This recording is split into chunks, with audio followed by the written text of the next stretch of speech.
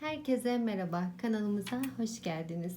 Bugün hep birlikte 1 yaş ölçüsünde görmüş olduğunuz gibi popcornlu kruveze hırka yapacağız.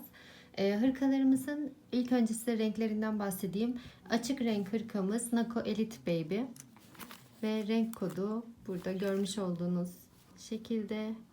Şiş olarak 4 numara şiş kullanıyorum. Diğer bu rengim ise Kartopu Baby One. Ve renk kodumuz da bu şekilde. Kullanmak için bir de şöyle çıtçıtlara ihtiyacınız olabilir. İsterseniz düğme de kullanabilirsiniz. İsterseniz hiçbir şey şu iç kısmı için kullanmayabilirsiniz. Tamamen sizin isteğinize bağlı. Ben çıtçıtlarla yaptım. Bu şekilde yaptım modelimi. Bu şekilde çıtçıtlarımı kullandım. Modelimizin anlatımına başlayabiliriz. Deneyeceklere de şimdiden kolay gelsin. Modelimizin başlangıcında öncelikle öndeki iki kısımdan başlayacağız. İlk olarak popcornları yaptığımız parçamızdan başlayacağız. O yüzden 54 ilmek atalım şişimize ve 4 sıra haroşa öreceğiz. Yani bu şekilde şişimize 54 ilmek atıyoruz.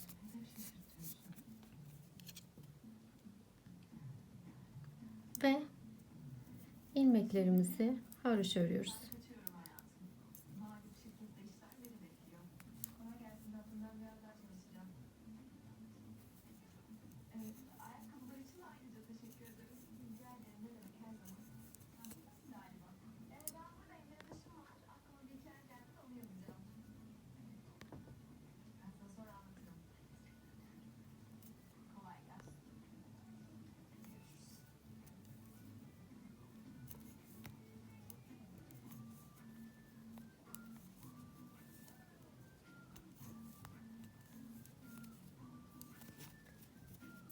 Bu şekilde ön kısımdan sıra sonuna kadar gelelim. Ön kısmımızı yine haroşa ördükten sonra arka kısmımızı da yine bu şekilde haroşa öreceğiz.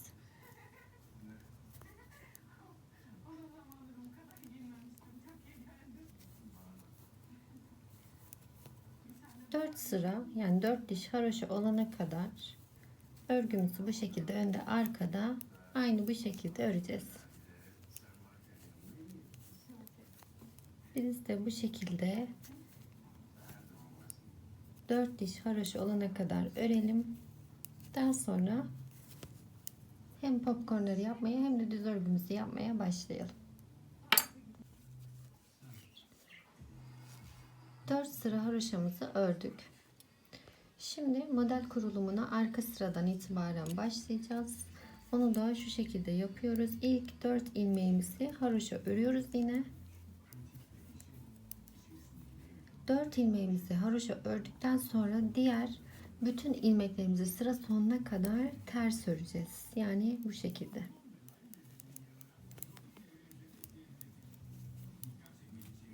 Bu şekilde bütün ilmeklerimizi ters örüyoruz. Çünkü popcorn yapacağımız sırada ön yüzdeki ilmeklerimizi düz örgüye çevirmiş oluyoruz böylelikle.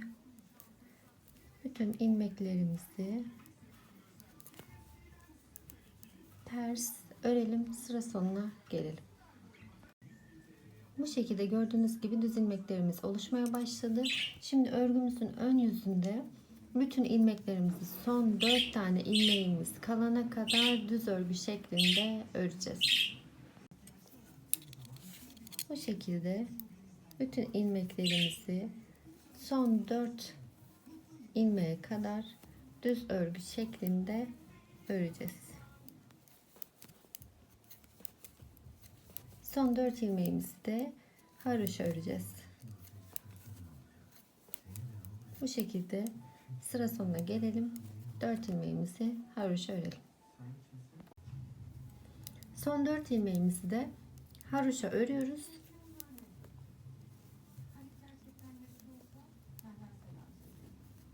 Ve arka kısımdan geçtiğimizde örgümüzün ilk 4 ilmeğimizi yine haroşa örüp diğer bütün ilmekleri ters örerek ön yüze gelelim ve popcorn yapmaya başlayalım. Arka kısımdan da 4 ilmeğimizi haroşa örüp öndeki bütün ilmeklerimizi, yani diğer devamını ters ördük ve düz örgümüz bu şekilde gördüğünüz gibi daha çok belirginleşti. Zaten sadece bu taraftaki, yani bu popcorn yaptığımız kısımdaki tarafı düz örgü öreceğiz. Diğer taraf tamamen haroşa örülecek. Şimdi popcorn yapımına başlayalım. Popcornumuzu yaparken önce bu şekilde 1, 2, 3, 4 ilmeğimizi örüyoruz. 4 ilmeğimizi ördükten sonra ip popcornumuzu yapıyoruz. Şimdi hemen ilmeğimize tığımızı geçirip ipimizi şu şekilde ipimizi geçiriyoruz. 3 tane zincir çekiyoruz. 3. Şimdi ilmeğin içerisine tekrar ipimizi geçirip ilmeğimizi şu şekilde örüyoruz. İlk iki ipimizden geçirip daha sonra tek ipimizden geçiriyoruz. Bu işlemi toplam 5 tane ilk zincirimizle beraber olana kadar aynı şekilde yapıyoruz. Tekrar yine ilmeğimizi geçirdik. İlk 2 ilmekten geçirdik. Daha sonra tek ilmekten geçiriyoruz. 3 oldu. Dördüncüyü yapıyoruz.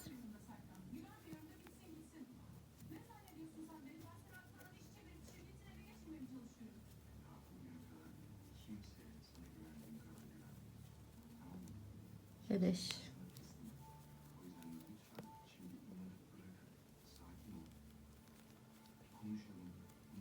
Ve bütün ilmeklerimizi bir topluyoruz ve bir zincir çekiyoruz.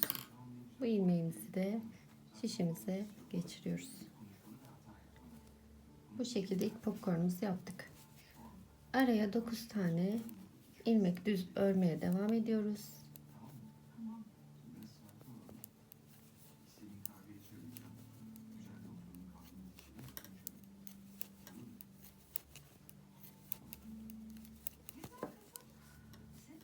Dokuz ilmeği bu şekilde ördük. Şimdi 10'uncuya diğer popcornumuzu yapıyoruz.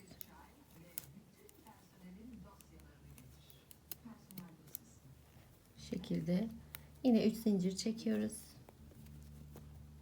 Yine aynı şekilde zincirle beraber ilmeğimizin içerisinde toplamda 5 tane bu şekilde trabzan yapıyoruz.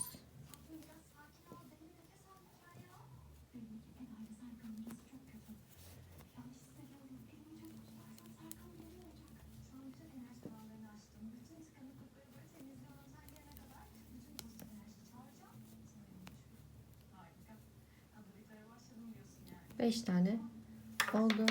Yine hepsini bir alıyoruz. Bir zincir çekiyoruz ve ilmeğimizi şişimize geçirip diğer ilmeğimizi bırakıyoruz. Yine arada 9 ilmek örüyoruz.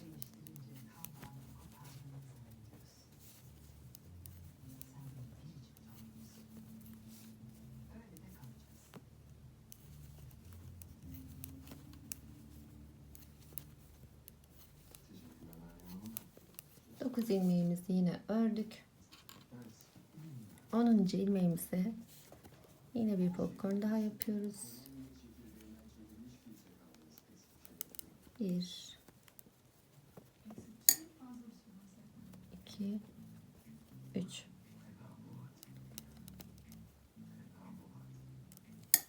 Ve yine aynı şekilde zincirle beraber toplamda 5 tane trabzan yapıyoruz ilmeğimizin içerisine.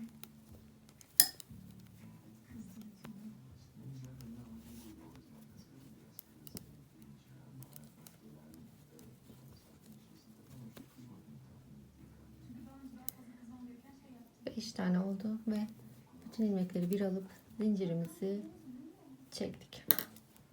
Yine aynı şekilde ilmeğimizi şişe geçiriyoruz. Diğer ilmeğimizi bırakıyoruz. Yine 9 tane ilmek örüyoruz.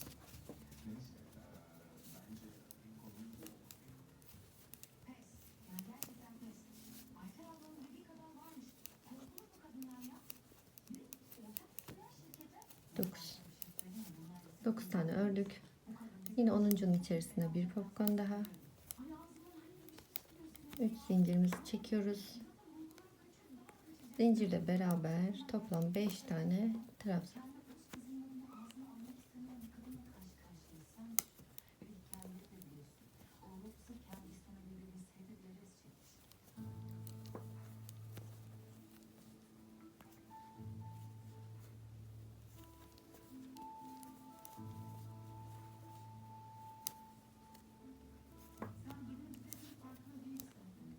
Beş tane ilmeğimiz oldu. Hepsini bir alıyoruz. Bir zincir ve popcornumuzu yaptık. Tekrar araya 9 ilmek.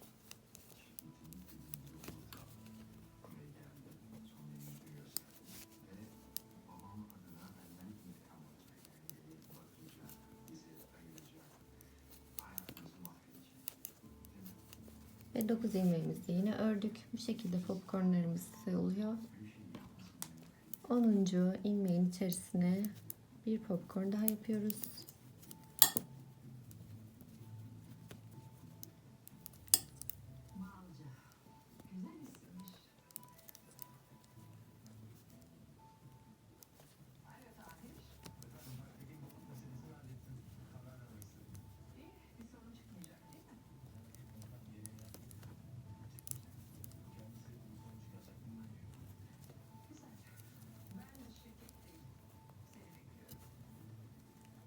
Yine 5 tane ilmeğimizi bir alıp bir zincir çekiyoruz ve ilk sıradaki son popcornumuzu da bu şekilde yapmış olduk. Şimdi son kısımda kalan düz ilmeklerimizi düz örüyoruz. Yine 1 2 3 4 ve 5 4 ilmeğimizi haroşa. 4 ilmek haroşamız sürekli hep aynı kalacak. Şimdi arka kısımdan yine 4 haroşamızı örüyoruz.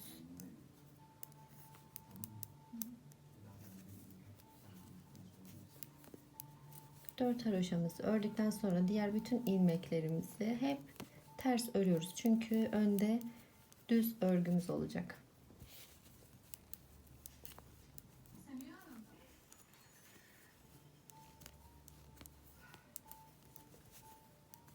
Bu şekilde örüyoruz. Sıra sonuna gelelim. Daha sonra sıra sonuna geldikten sonra toplam 7 sıra son 4 ilmek haroşa olacak şekilde bu kısımları hep düz örüyoruz. Arkada ters örüyoruz. Ama 4 haroşamız başta hep haroşa şeklinde devam ediyor. Şimdi 7 sıra bu şekilde örelim. Daha sonra ikinci popcorn sıramıza başlayalım. Bu şekilde arkadan bu 4 haroşamızı ördükten sonra ters şekilde örüp önde düz örüp 4 haroşamızı yine bu şekilde devam edip toplam 7 sıra ördük. Buradan sayınca 1, 2, 3, 4, 5, 6 ve 7. Toplam 7 sıramızı ördük. Şimdi ikinci pompon sıramıza başlıyoruz. Bunu yaparken de 10 tane önce düz örgü örüyoruz.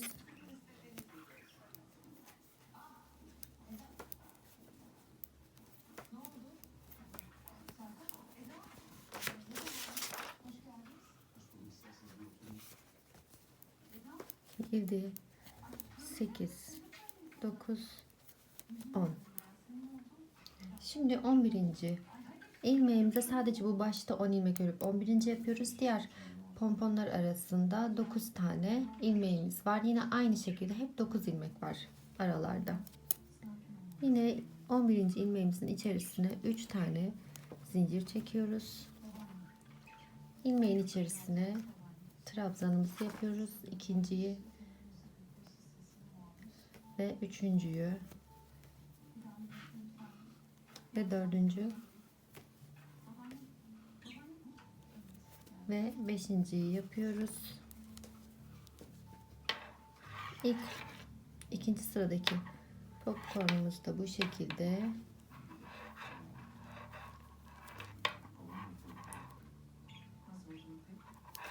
Ve bir zincir çekiyoruz.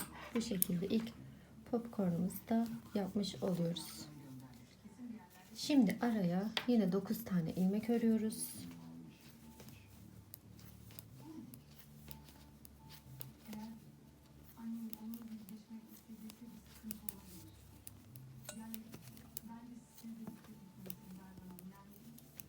Dokuz ilmek ördük.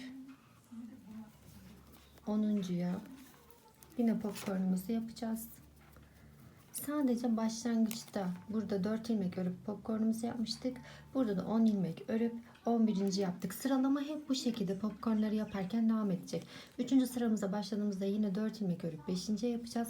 4. sıraya başladığımızda 10 ilmek örüp 11. popcorn yapacağız. Tabi eksiltmelerimiz olacak. Şu an hiçbir eksiltme yapmadan 2 sıra bu şekilde popcornumuzu yapıyoruz. 10. ilmeğin içerisine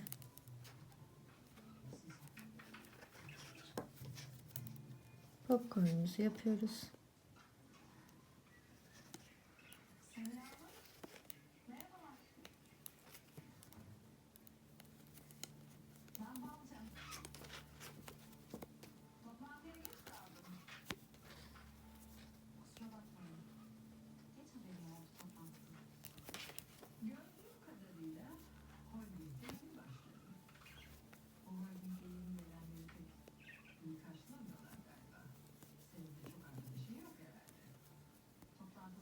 Bu şekilde 5 trabzanımızı yapıp yine aynı şekilde hepsini bir topluyoruz.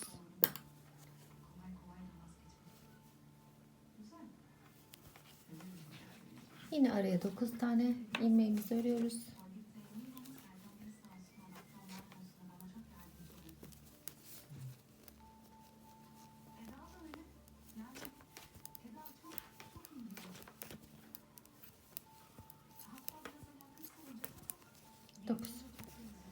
Ve 10. ilmeğimizin içerisine yine popcornumuz.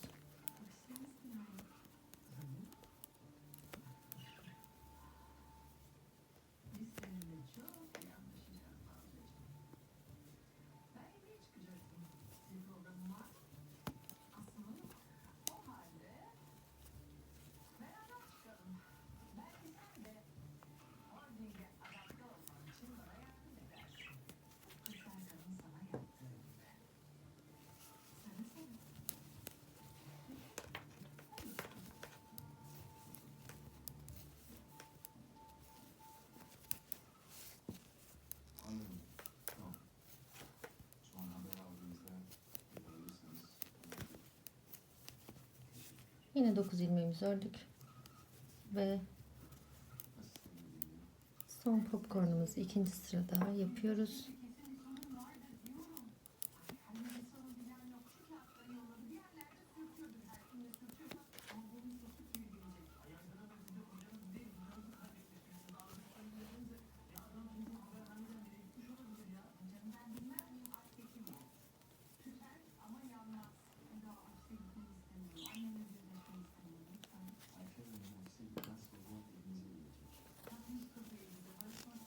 Bu şekilde son popcornumuzu yaptık ve bunda neden? Çünkü kalan ilmek sayımız 2, 4, 6, 8, 9 tane.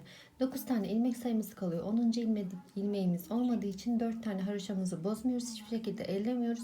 O yüzden buraya popcorn yapmıyoruz. Sadece 9 ilmeğimizi normal yine düz örüyoruz.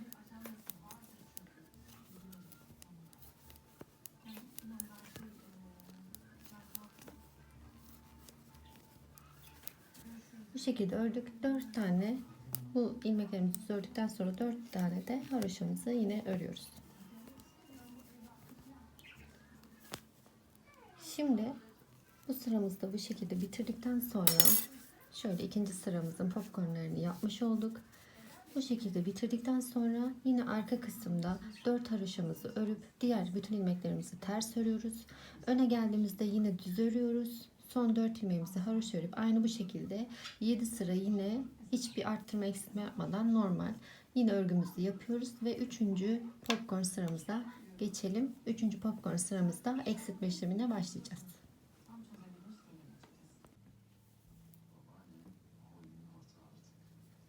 7 sıra bu şekilde ilmeklerimizi ördük. Önde düz, son 4 ilmeğimizi haroşa şeklinde. Bu haroşamıza dediğim gibi hiçbir şekilde dokunmuyoruz. Hep haroşa şeklinde 4 ilmeğimizi örüyoruz. Şimdi bu 3. popcorn sıramızda eksiltme işlemlerine başlayacağız. Ve eksiltme işlemlerimizi de her ön sırada yapacağız. Her ön sırada mesela popcornumuzu yaptıktan sonra bir sıra 7 sıra düz örüyoruz ya. Her 7 sıranın ön sırasında yine eksiltme işlemleri yapacağız. Şimdi 3. sıramıza başlarken yine söylediğim gibi ilk sıradaki 4 ilmeği örüp 5. popcorn yaptığımız gibi başlıyoruz. 4. sıramızda 2. sıradaki gibi 10 ilmek örüp 11. aralarda hep 9 ilmek. Sadece başlangıç sayıları aynı şekilde ama aralarda hep 9 ilmek olacak. O değişmiyor. Şimdi 4 ilmek normal düz örgümüzü önce örüyoruz. 3 ve 4.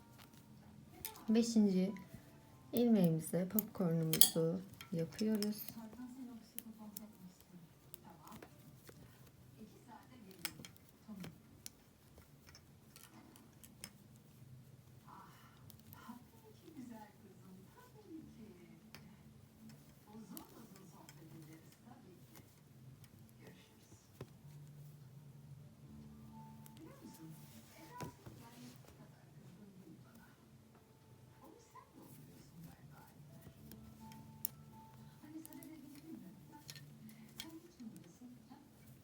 Beş ilmeğimizi yine bir aldık.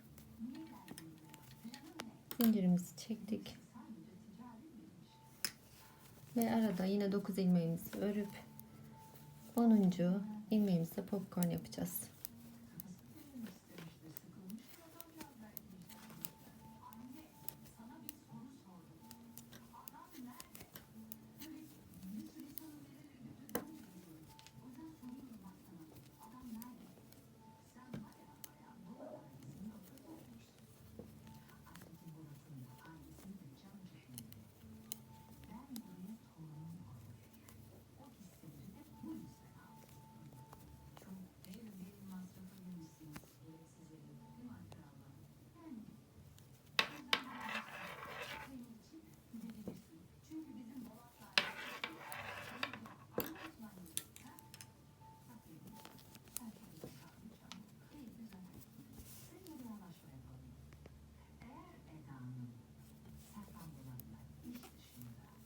Dokuz ilmek örüyoruz yine.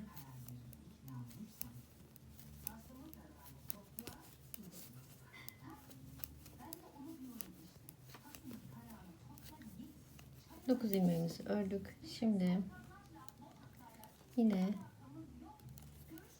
popcornumuzu yapıyoruz.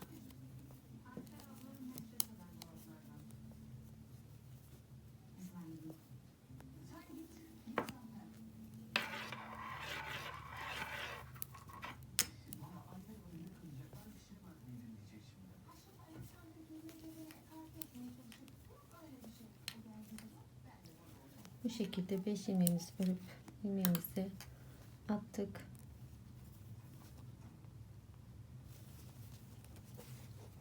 Yine arada 9 ilmeğimizi örüyoruz.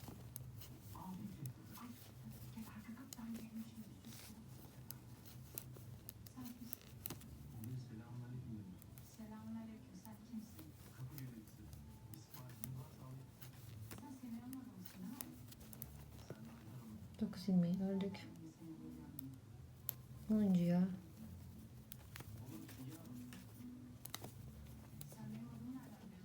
popcornumuzu yapıyoruz.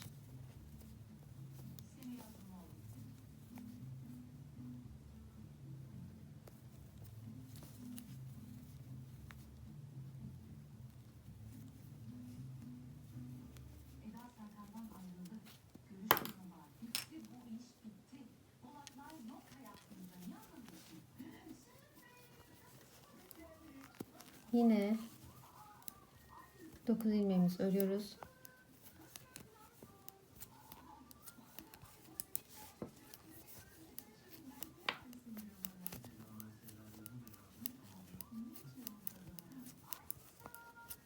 9 ilmeğimizi ördük. Şimdi buraya bir popcornumuzu yapıyoruz ve eksiltme işlemimizi yapacağız. Önce popcornumuzu yapalım.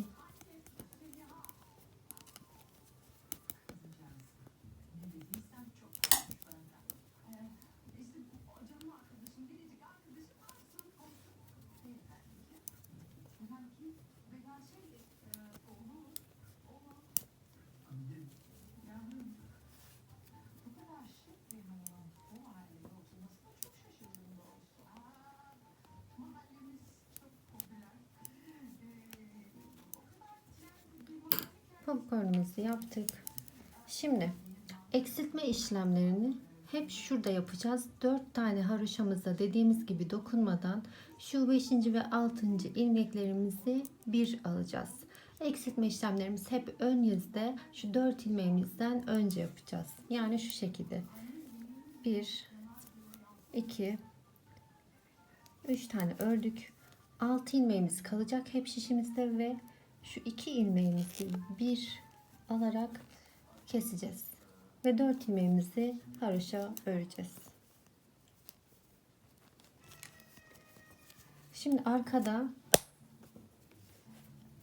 şu şekilde örüyoruz yine. 4 ilmeğimizi yine haroşa örüyoruz. Diğer bütün ilmeklerimizi ters örüyoruz. Aynı şekilde örüyoruz modelin arka kısmında.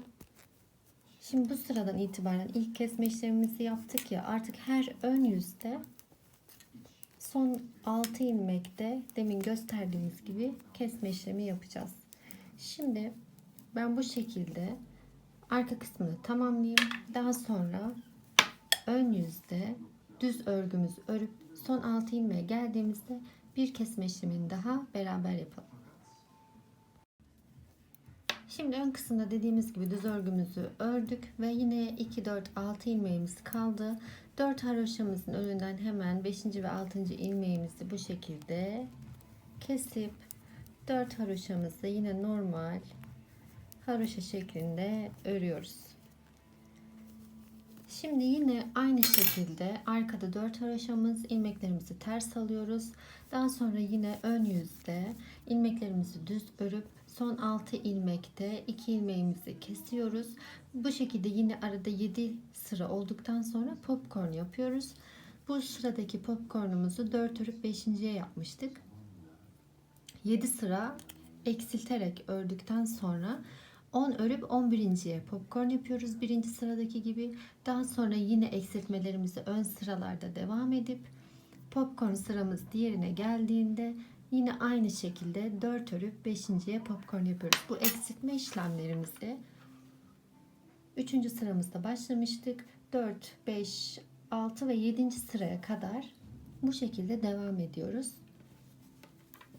Şimdi biz aynı bu şekilde hem popcorn yapımına hem aralardaki örgümüzü yaparak ve eksiltmelerimizi ön sırada yaparak devam edelim.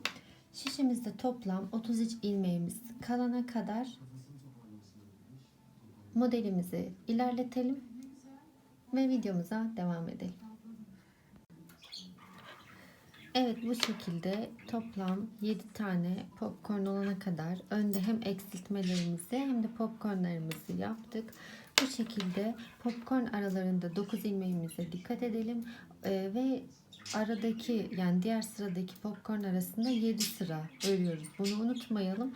Her ön sırada kesme işlemi de yaparak bu şekilde şimdi popcornumu ilerlettim, modelimi ilerlettim ve şimdi toplam 34 tane ilmeğim var şişimde. Şimdi 48 ilmek kol kısmı için şu şekilde 48 tane ilmek arttıracağım. Şimdi kol kısmı için 48 tane ilmek çıkaracağız. Bu ilmek çıkarma işlemini de 2 ilmek arasına şişimizi geçirip ipimizi dolayıp bu şekilde ilmeğimizi şişimize atıyoruz. Tekrar yeni çıkardığımız ilmek ve diğerinin arasından yine bir tane ilmek çıkarıyoruz. Bu şekilde toplam 48 tane ilmek çıkaracağız.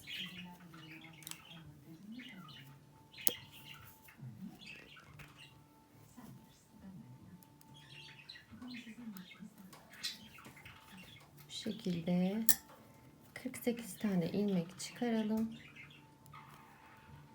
ve modelimize devam edelim. Bu şekilde 48 tane ilmeğimizi çıkarmaya devam edelim. 48 tane ilmeğimizi bu şekilde arttırdık. Kol kısmı için benim gibi burada işaret koyabilirsiniz. Çünkü sadece burada 48 ilmeğimizi haroşa örüp önünüzde yaptığımız işlemi aynı şekilde devam edeceğiz. Hem popcorn yapmaya hem de kesme işlemine. Bu kesme işlemini omuz kısmına gelene kadar devam edeceğiz. Yani toplam 17-18 ilmek kalana kadar şişimize devam edeceğiz. Şimdi önce kol kısmını örelim. Şuradaki popcorn işlemini yapmaya devam edelim. Bu şekilde modelimize devam edelim. Bu kısmında yine aynı şekilde haroşa örgü ve hep bu şekilde öreceğiz 48 tane ilmeğimizi.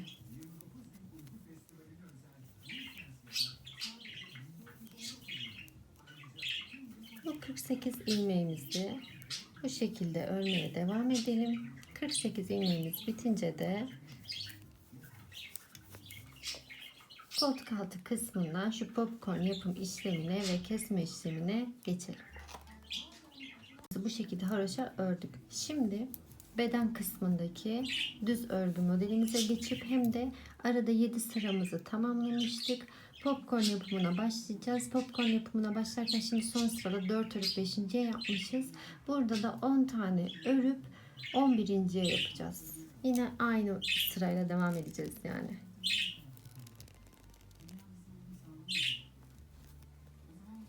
Şöyle düz örgümüzü 1 2 3 4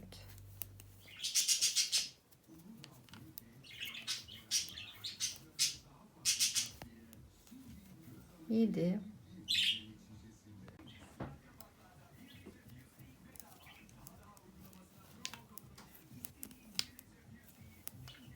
10 tane düz örgümüzü yaptık. Şimdi 11. popcornumuzu yapıyoruz.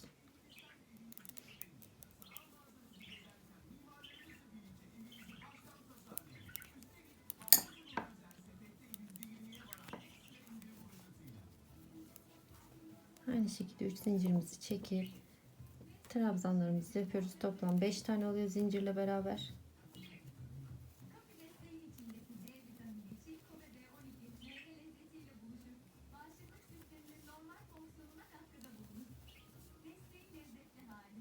Beş tane yaptık. Hepsini bir alıp bir zincirimizi çektik. İlmeğimizi geçirdik. Yine araya 9 tane örüyoruz.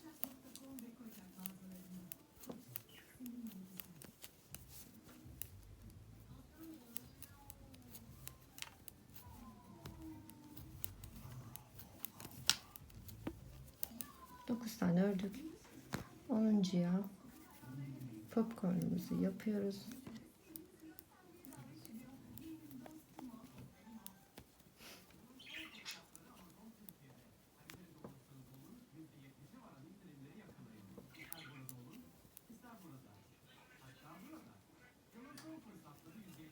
Üç, 4 ve 5.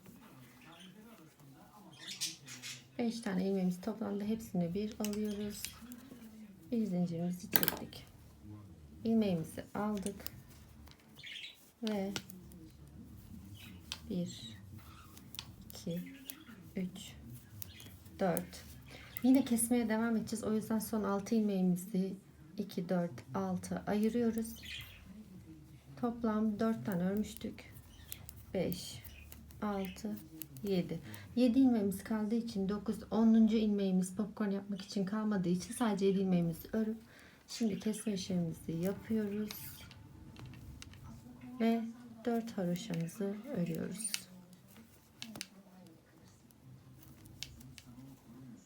Arka kısımda yine aynı şekilde bütün 4 ilmeğimizi haroşa ve bu 48 ilmeğe gelene kadar bu 48 ilmeği sadece haroşa örüyoruz. 48 ilmeğin şu aradaki olan kısım ön yüzde düz olan kısım olduğu için yine aynı şekilde ters örüyoruz bu kısmı. 48 ilmeğin başlangıcına kadar yine bütün arka kısmını modelin ters örgü örüyoruz.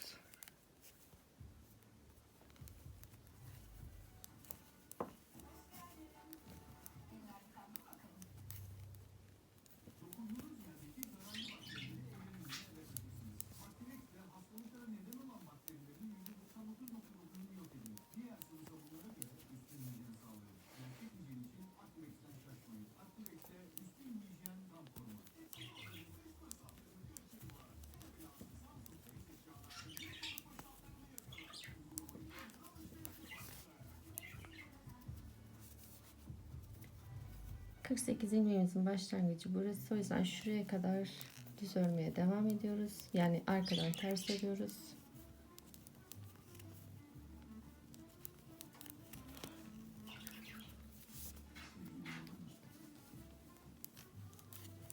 Ve şimdi buradan itibaren bütün bu koldaki 48 ilmeğimizi haroşa.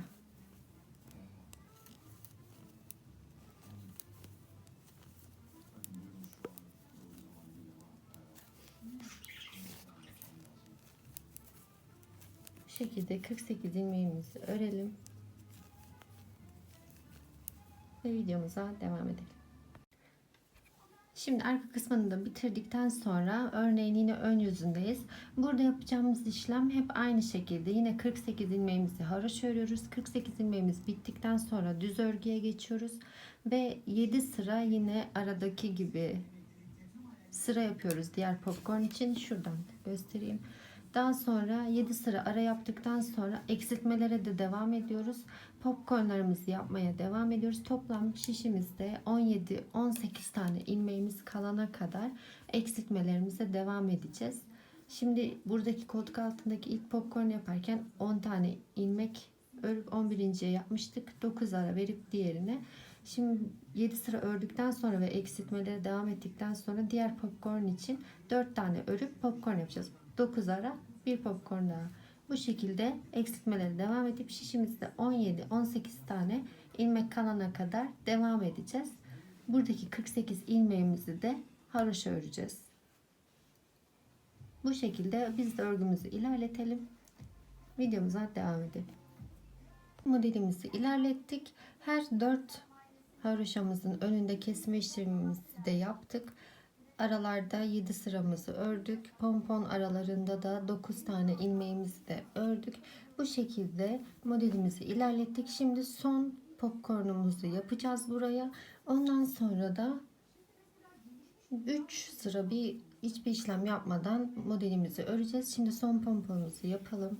Önce şu 48 haroşamızı örelim.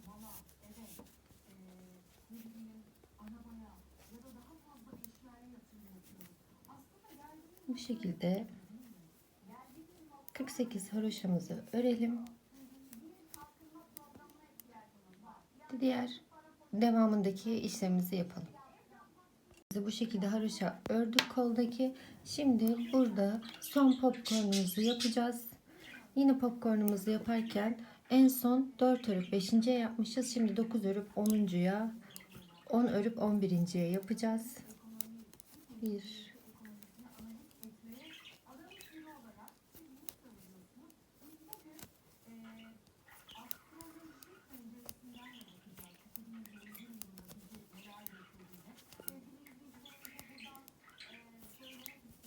10 tane düz örgümüzü ördük. Şimdi 11.'ye popcornumuzu, son popcornumuzu yapıyoruz. Bu sırada da hem son eksiltme işlemimizi yapacağız.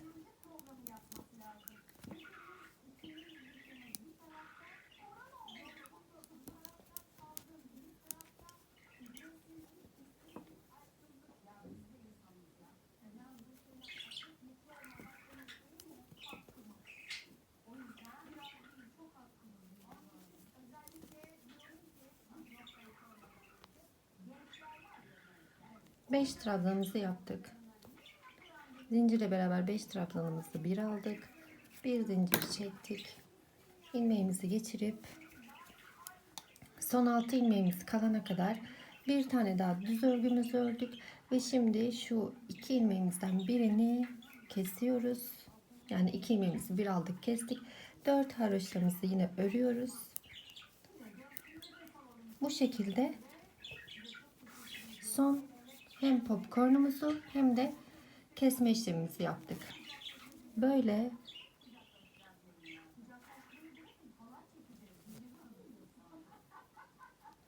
17 tane düz örgü ilmeğimiz kaldı. Şimdi toplam burada 20 tane haroşa sırasına tamamlayacağız. 2, 4, 6, 8, 10, 12, 14, 16, 17 şu an örmüşüz. Yani toplam 20 olana kadar 3 sıra daha öreceğiz. Ve bu 3 sıramızı yine arkadan 4 haroşamızı örüp şu düz ilmeklerimizi ters, koldaki bütün ilmeklerimizi haroşa öreceğiz. Öne geldiğimizde yine aynı şekilde 48 ilmeğimizi haroşa, şu 4 haroşa ilmeğimize kadar düz olan ilmeklerimizi düz, 4 haroşa. Bu şekilde örüp birkaç sıra daha ilerletelim. Şu koldaki haroşa diş sayımızı 20'ye tamamlayalım. Toplam 20 diş haroşa elde ettik. 3 sıra daha ördük. Şimdi bu tarafı, yani modelimizin olduğu kısmı başka bir şişimize geçirip diğer parçasını örmeye başlayacağız. Onun için de önce şişimize yine aynı şekilde 54 ilmek atalım. Bu modelimizi de başka bir şişimize geçirelim ve videomuza diğer parçayla devam edelim. Modelimizin bu kısmı için 54 ilmeğimizi bu şekilde yine şişimize attık ve ilk olarak yapacağımız tek işlem bu 54 ilmeği 13 diş haroşa şeklinde olana kadar örmek. Eksiltme falan yapmadan sadece haroşa öreceğiz ilmeklerimizi. Önce bir ön ve arka kısmını beraber bu şekilde haroşa örelim.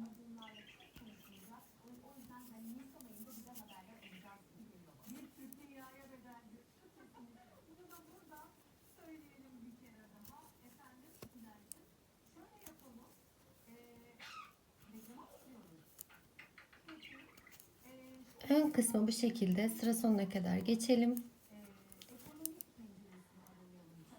Arka kısmında yine aynı şekilde haroşa örüyoruz.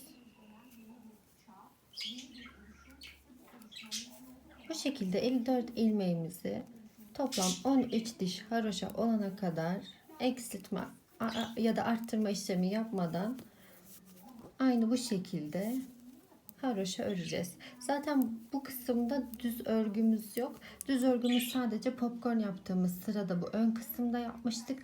Diğer bütün kollarda bu ön kısımda ve arka kısımda hep haroşa öreceğiz. O yüzden örgümüz hızlı ilerleyecek. Sadece ön kısımda popcorn yaptığımız dediğimiz gibi yerde düz örgümüz var, o kadar.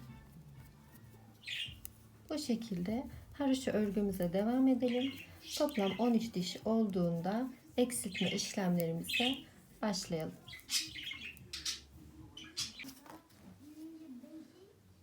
Bu şekilde 13 diş haroşamız oldu. Şimdi eksiltme işlemlerine başlayacağız.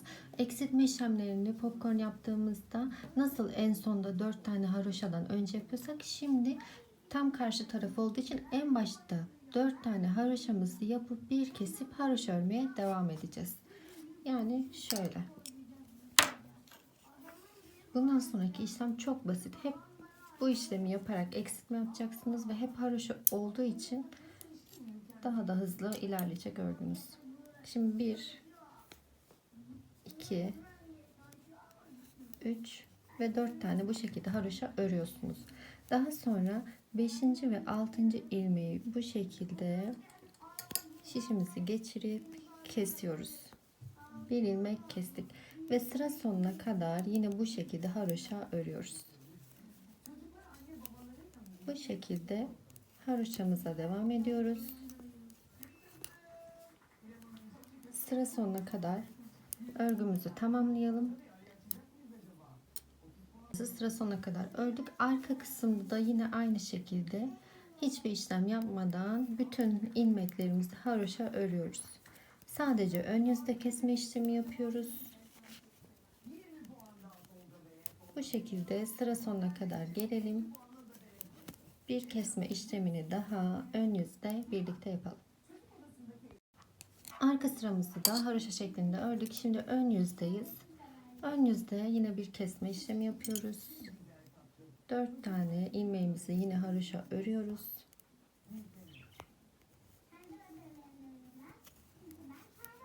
3 ve 4 tane ilmeğimizi ördük. 4 tane haroşamızı ördükten sonra yine 5. ve 6. ilmeğimizi şöyle şişimizi geçirip kesiyoruz. Ve yine haroşa örmeye devam ediyoruz. Sadece ön yüzde kesme işlemi yapıyoruz. Arka yüzde normal yine haroşamızı örüyoruz. Ön yüzde şimdi bu sırayı bitirdikten sonra arkada yine normal haroşamızı öreceğiz. Ön yüze geçtiğimizde yine 4 tane ilmeğimizi ördükten sonra kesme işlemi yapacağız. Bu işlemi bu şekilde keserek toplam 42 sıra haroşa sırası elde edene kadar yapacağız. Ben şurada koltuk altına, yani şuraya kadar yapacağız. Koltuk altı için tekrar burada 48 ilmek atacağız. Ben şimdi şu koltuk altı kısmına gelene kadar eksiltmelerimi yapmaya devam edeceğim. Ve size şurada kalan ilmek sayımı da söyleyeceğim. Daha sonra kol kısmına geçiş yapacağız. Şimdi ben bu şekilde ilerleteyim keserek ilmeklerimi. Daha sonra videomuzun devamında da bu kısma geçelim. Toplamda 42 sıra haroşa dişimiz oldu ve şişimizde şu an 25 ilmeğimiz var. Şimdi yapacağımız işlem aynı buradaki gibi kol kısmı için ilmek çıkarmak ve daha sonra yine 17 ilmeğimiz kalana kadar hem kol kısmını örüp hem de eksiltme işlemine devam etmek olacak. Şimdi kol kısmında ilmek çıkarmak için önce şu ön sıradan 25 haroşamızı öreceğiz. Neden? Çünkü diğer kısımdaki kol ilmeklerimizi bu taraftan çıkardık. Şimdi diğer karşı taraftan kol ilmeklerini çıkaracağımız için ön kısımdan ilk bir sıra haroşa şu şekilde örelim. Ve bir de kesme işlemi yapacağız. Aynı şekilde yine 4 ilmeği ördükten sonra şöyle ilmeğimizi 2 ilmeğimizi bir alacağız. Ve sıra sonuna kadar bu şekilde haroşamızı öreceğiz.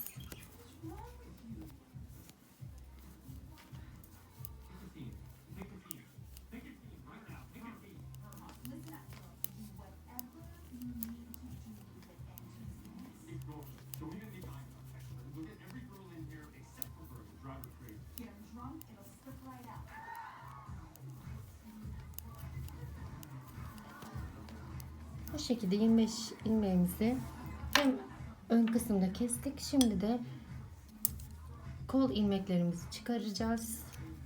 Modelimizin arka yüzünden çıkaracağız. Çünkü karşı taraftaki yerden ilmeklerimizi çıkaracağız. Şimdi ilmek çıkarmayı aynı diğer tarafta yaptığımız gibi 2 ilmek arasından şişimizi geçirip ipimizi dolayıp bu şekilde çıkarıyoruz. Bu şekilde toplam 48 tane ilmek çıkaracağız.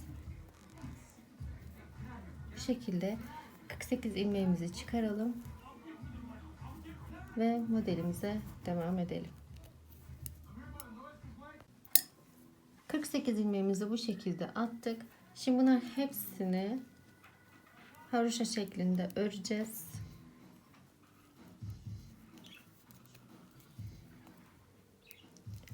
Bütün ilmeklerimizi haroşa şeklinde örüyoruz.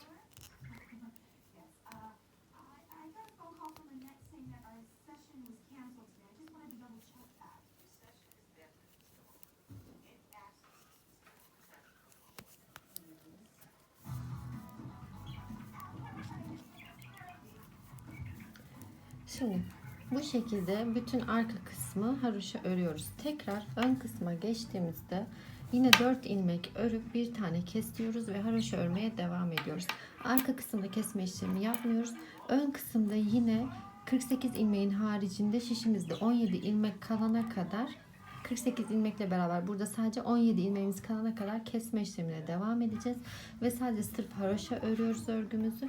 Daha sonra şu kol kısmındaki Haroşa sayımızı aynı buradaki gibi toplam 20 haroşa sırası olana kadar kesme işlemi bittikten sonra birkaç sırada hiçbir kesme işlemi yapmadan sadece haroşa şeklinde öreceğiz.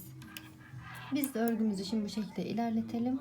Daha sonra modelimize devam edelim. Şöyle 17 ilmek kaldığı kısmını size şöyle göstermek istedim. Toplamda 1, 2, 3, 4, 5, 6, 7, 8, 9 sıra en son kesme işlemine kadar örmüş olduk. Yapmamız gereken toplam 20 sıraya bu şekilde tamamlamak. Çünkü daha sonra birleştirme işlemi yapacağız. Şimdi hiçbir eksiltme işlemi yapmadan buradaki 17 ilmeğimizle koldaki 48 ilmeğimizi haroşa örmeye devam edeceğiz. Yani 20 sıraya tamamladıktan sonra birleştirme işlemine geçeceğiz hırkamızı. Şimdi bu şekilde ilmeklerimizi artık kesme işlemi yapmadan dümdüz örelim haroşa şeklinde ve modelimizi birleştirme işlemine geçebiliriz.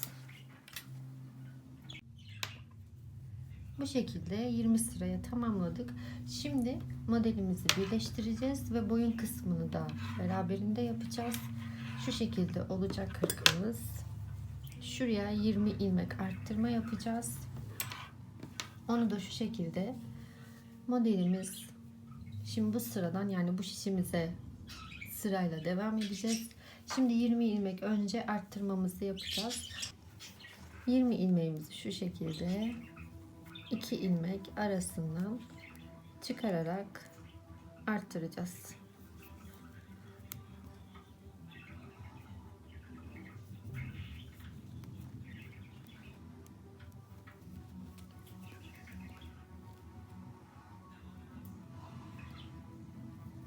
Şöyle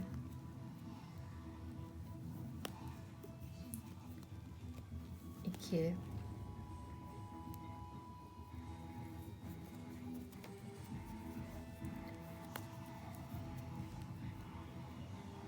üçüncü ilmek. Bu şekilde toplam 20 tane ilmek çıkaracağız.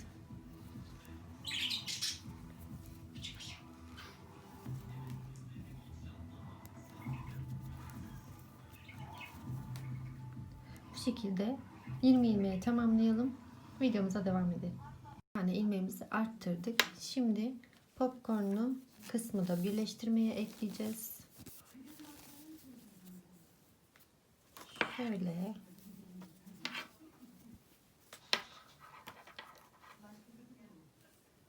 bu ipimize devam ediyoruz.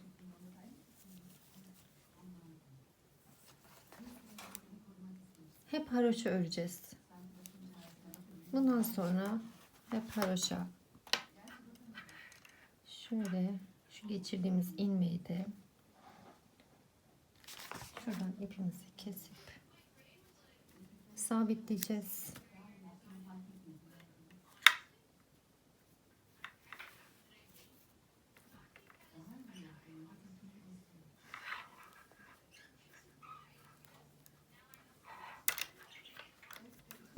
Sonra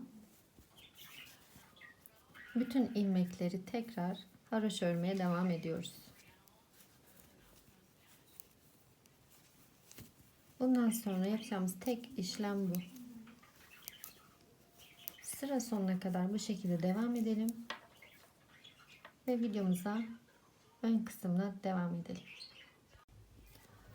Sıramızı böyle tamamladık. Şimdi bundan sonra yapacağımız işlem bütün ilmeklerimizi haroşa şeklinde örüp sıramızı ilerletmek. Toplam burada 20 tane haroşamızı, şöyle 20 diş haroşamız olmuştu, sıramızı tamamlamıştık. Şimdi bu birleştirme kısmından itibaren daha 20 diş haroşa olana kadar örgümüzü devam ettireceğiz. Daha sonra kol kısımlarını kesip arka kısmını yapacağız örneğimizin. Şimdi biz bütün ilmekleri hiçbir şekilde eksiltme ve arttırma yapmadan 20 diş haroşa sırasına kadar şuradan da saydığınızdan itibaren toplam 40 diş haroşamız olacak. İlerletelim ve videomuza bu şekilde devam edelim. 20 tane daha haroşamızı, ilmeklerimizi örerek oluşturduk. Yani toplam şöyle şuradan saydığınızda kol kısmında 40 sıra haroşamız olmuş oldu. Şimdi kol kısmını artık bitiriyoruz. Yani 48 ilmeğimizi ön kısımdan ve 48 ilmeğimizi son bu. Diğer kısımdaki kol kısmını keserek kol kısmını artık tamamen bitiriyoruz. Kesme işleminde şöyle yapacağız. İlmeklerimizi şu şekilde 2 ilmeği bir alarak keseceğiz. İlmeğimizi geçiriyoruz tekrar. Yine aynı şekilde 2 ilmeği bir bu şekilde alıp toplam 48 tane ilmek keseceğiz.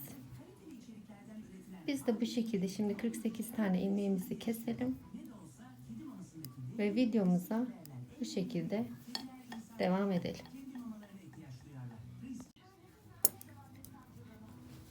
48 tane ilmeğimizi bu şekilde kestik ve bir kolumuzun işlemi tamamen bitti. Şimdi aradaki 54 ilmeğimizi normal haroşa öreceğiz. Sonra 54 ilmeğimizi haroşa ördükten sonra bu diğer 48 ilmeğimizi de keseceğiz ve artık sadece beden kısmına devam edeceğiz. Şimdi bu 54 haroşamızı örelim. Buradaki kesme işleminden bir iki örnek yine birlikte yapalım. Daha sonra beden kısmına devam edelim. 54 ilmeğimizi bu şekilde ördük. Şimdi diğer 48 ilmeğimizi kesmeye başlayacağız. Şöyle şu işaretleyicimizi çıkaralım. Yine aynı şekilde böyle 2 ilmeğimizi bir alıyoruz. Daha sonra yine ilmeğimizi buraya geçirip kesmemize devam ediyoruz. Bu şekilde bütün ilmeklerimizi keseceğiz ve bu ilmekler de bittikten sonra şöyle geçirelim. Şuradan ip bağlayıp burçtan ip bağlayıp modelimize devam edeceğiz. Düz haroşa şeklinde 54 ilmeğimizi öreceğiz. Toplamda bunu da koltuk altına kadar 42 diş haroşa olana kadar bu şekilde devam edeceğiz. Yani şu kısımdan, şimdi ip bağladığımız kısımdan itibaren 42 diş haroşa öreceğiz. Daha sonra bedeni de tamamen bitireceğiz ve artık son işlemine geçeceğiz. Kol kısmını bu şekilde bitirdik. Şimdi şuradan bir tane de ipimizi bağladık ve haroşa örmeye başlıyoruz. Buradan itibaren de 42 sıra haroşamız olana kadar önde ve arkada haroşa örmeye devam edeceğiz. Bu şekilde kalan 54 ilmeğimizi haroşa örmeye devam edelim. Bütün ilmeklerimizi bitirip kapama işlemini de yaptık. Son kestiğimiz ipimizi de biraz uzun paylı bir şekilde bıraktık. Çünkü dikme işlemi yapacağımız için kenarlarımızı hırkamızı çeviriyoruz. Yani düzenliyoruz. Daha sonra şöyle kolları ve yan kenarlarını ayarladıktan sonra dikme işlemine başlayacağız.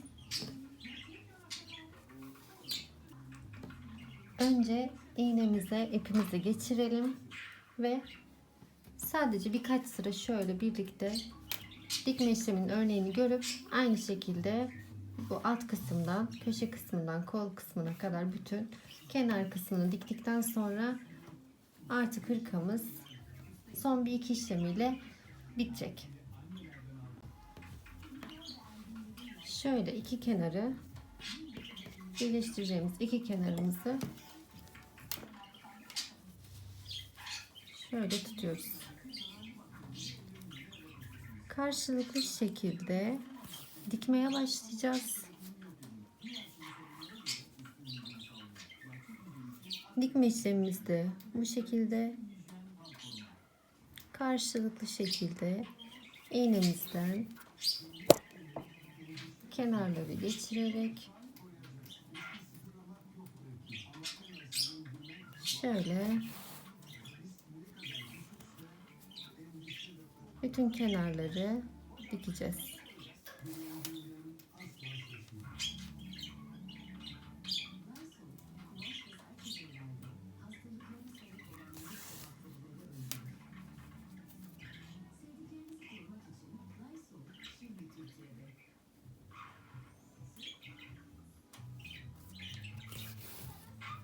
Bu şekilde karşılıklı bütün ilmeklerimizi dikeceğiz.